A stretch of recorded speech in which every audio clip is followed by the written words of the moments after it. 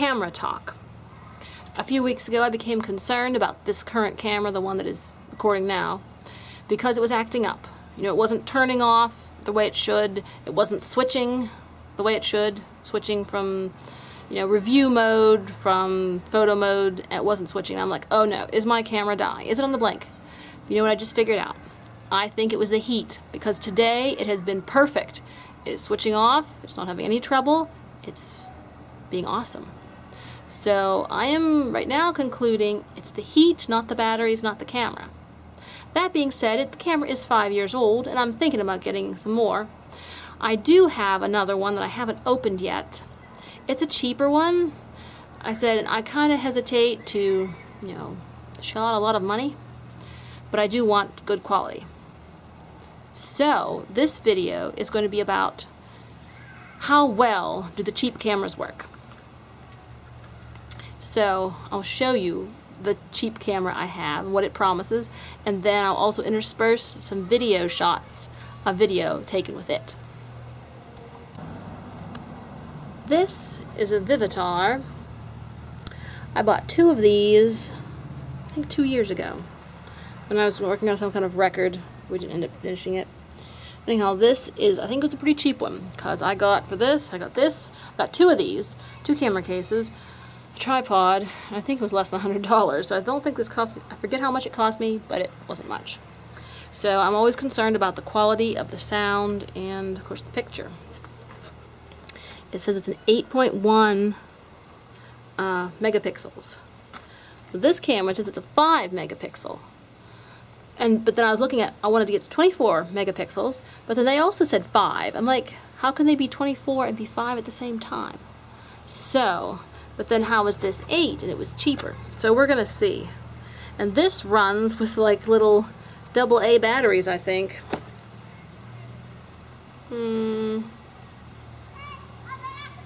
No, AAA batteries, 3 AAA batteries. So, yeah. So, but these days, you know, people make movies, they're making feature films with their cell phones, and eventually they will be doing that all the time. So, I just want to see how much quality we get out of these little cameras. Because it says 8.1 megapixels, so I hope they're telling me the truth. I don't know why the camera says 5 megapixels, but then it says 24. Unless it means 24 for a still and 5 for video. I don't like that. Anyhow, then I bought a tripod with these. It was a cheap tripod. There. You see it well enough? It's a cheap Vivitar. There goes my middle. Not sure what that's all about. Anyhow, it's a cheap one. Not sure what this thing is for. Oh, part of it. Anyway, you can see it's a lot thinner.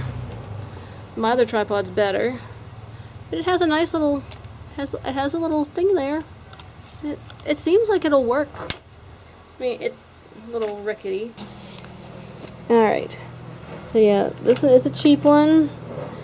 It's pretty high though. I mean, it's a little bit rickety, but I think it'll be decent. So there's nothing wrong with it. So I like it fine.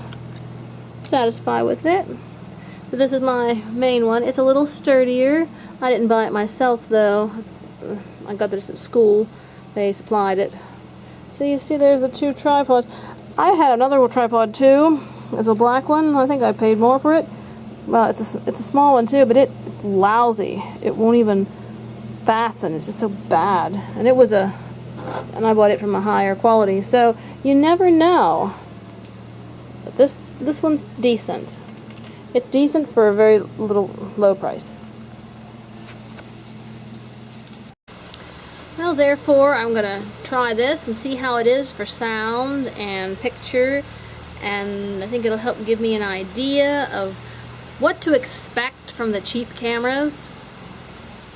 We'll see. Alright, bye. Yeah, you're right. It doesn't seem like it does doing anything. Well, we'll have to try my camera. I guess these cameras aren't that great, but I have to try mine and see if it does anything. Uh-oh, I must be recording. Oh no. Where do I stop? Press that. I did not pay more than $30 for these cameras, and as you can see, I think they're quite decent extra cameras. I mean, I think you'd like, to have an expensive main camera, but with these couple clips that I have, you can sort of hear the voice quality. You can see how it looks indoors, and indoors is low lighting, and you can see how it looks outdoors with more of the sunlight. Sunlight usually makes a difference and makes things a lot brighter and sharper in quality. I mean, all in all, these clips aren't bad. They'd be, if you want an extra camera, like have an extra unit for your film, I think you could edit a few scenes in with these cheap cameras and you would hardly notice the difference in the quality. One time I did a wedding and I bought a couple of cheap cameras, it cost me $20, $30 just to supplement what I had. And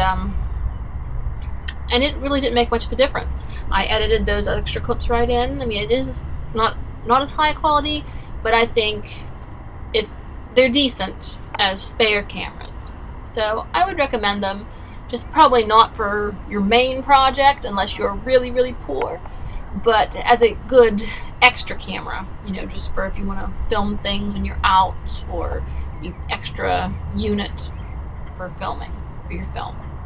So hope this has been helpful and shows you that these days the cheaper cameras are really quite decent. Alright, talk to you later. Well, of course it's not as good as my camera, more for small things. You can see how it works. I'm glad you got it working. I did want to do a video about the Vivid.